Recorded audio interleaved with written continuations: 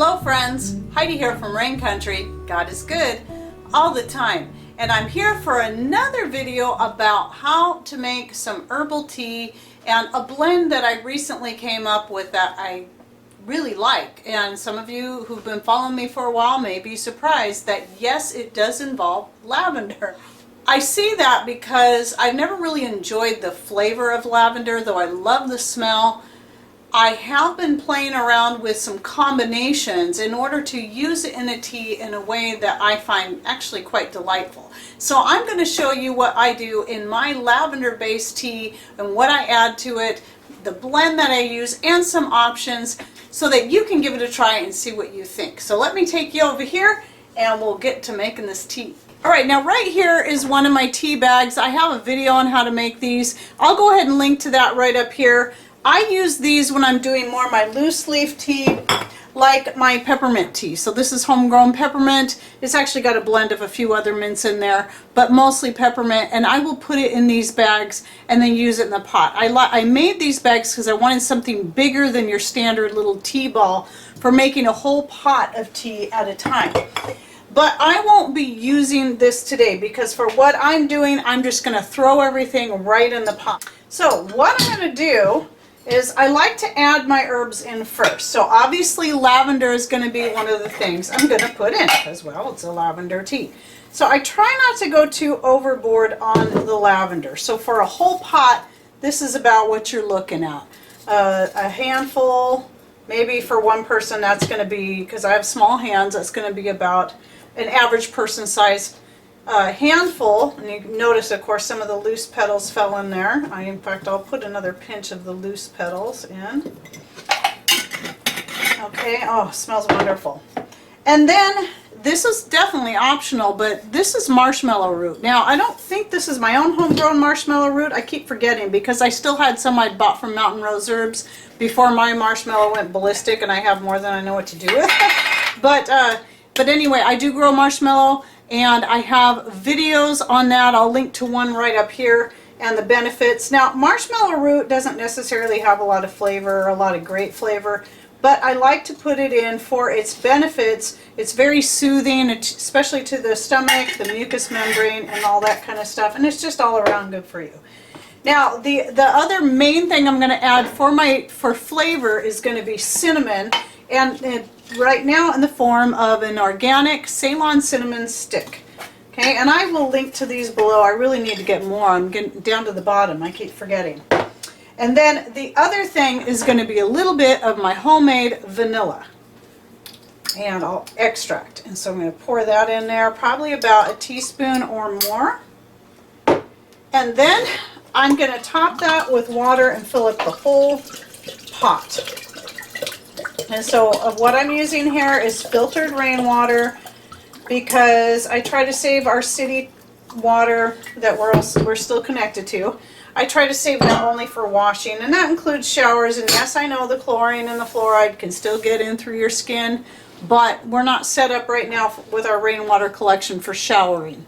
Anyway, so what I'm gonna do is put this on the wood stove and let it simmer for a little bit. Now, when I say simmer for a little bit, I'm talking like 10 to 15 minutes. But if you feel better about it, you're worried about maybe more delicate herbs that you're using. I'm using roots. You know, besides the flowers, they're going to be the most delicate thing in there. But I've got the cinnamon. That's something you'd want to simmer for a while anyway. And same thing with the marshmallow root. But if you're making herbal infusions, or commonly we call them herbal teas, typically people are going to think with their delicate herbs like pansies and whatnot, just heating the water, pouring it over the herbs, and letting it sit for however long you want. I like my teas as strong as possible, and so I tend to simmer. There's going to be some debate on that, but that's what I like to do no matter what I put in there. Now, some other options you can consider adding to your lavender tea are even a pinch or two of your mixed spice blend. Instead of adding the cinnamon stick, use your mixed spice blend. I do have a video on this blend. I'll go ahead and link to right up here. I do this quite a bit. I'll take a pinch and put this, and sometimes I do still have coffee. I might put a pinch of this in my coffee. I use it in my jet fueled latte blend, and I use it in my tea quite a bit. And another one is your allspice. I would actually recommend taking these, instead of throwing them in whole, and cracking them a little bit in your mortar and pestle, and just to break them up. That's going to help the flavor and everything get into your infusion a lot better. Another option could be using some citrus peel. I recommend, though, if you're using the peel, just use a couple of pieces. Don't get too much. It's going to make your tea bitter. I sometimes make the mistake of throwing too much orange peel in there because I love orange peel in my tea, but then it gets bitter. A couple more options I would recommend, or even your marshmallow leaves and flowers, or your woolly lamb's ear leaves. That's what I've got here. This is another really good one. In fact, I'm going to add some of these into my infusion for tonight, because I like to make my tea in the evening. I'll drink it through the night, and then I usually have whatever's left over in the morning. So I just put it back on the wood stove, heat it up again, and then I have my tea.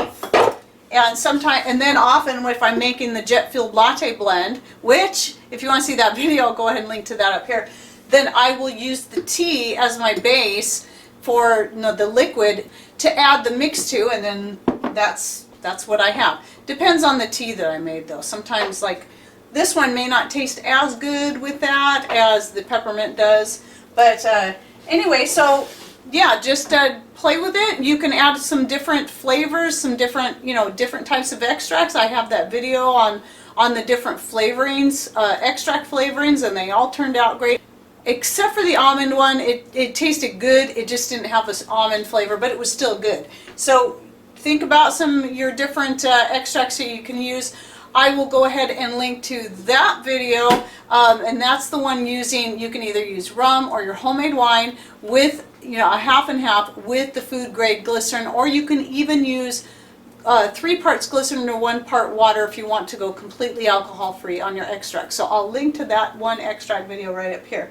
And then if I have any room, I'll either link to the iCard or in the end card about this teapot. This is a vintage teapot. It's from 1940s.